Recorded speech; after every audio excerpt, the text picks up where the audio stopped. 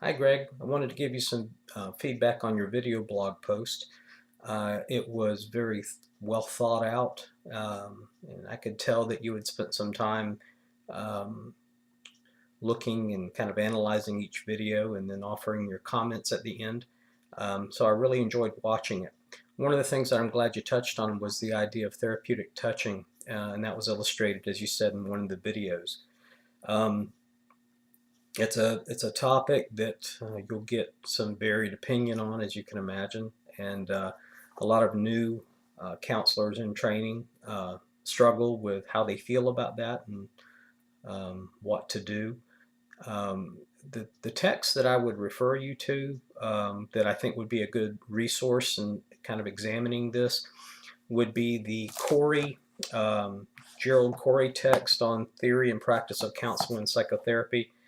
It's a text that's used quite often in master's programs for counselors in training. And in there, he talks about the idea of the therapeutic touch. And he gives some examples of different contexts for that. For example, a client in crisis or a greeting at the beginning or the end of a session. And he lists a couple of more.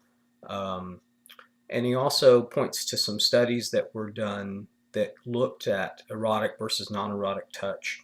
And it pays to be careful and cautious, that's for sure.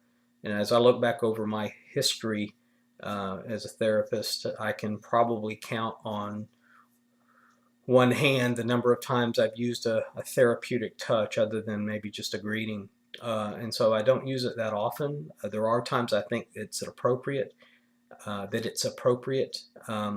I also think it comes with some experience and seasoning as a therapist, some supervision, and probably the main thing is making sure that if and when that's practiced, um, that it's done not to get your needs met as a therapist, but for the benefit of the client. So as you continue to explore counseling topics, and this will be one of them, that Corey text is one I would guide you to as you think about this topic.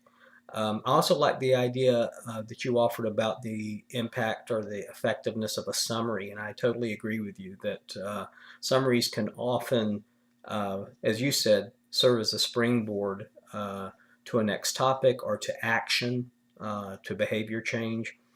And so I think that's a little used but very effective tool that can be used in counseling. So I enjoyed it. I just wanted to offer you those thoughts. Thanks, Greg.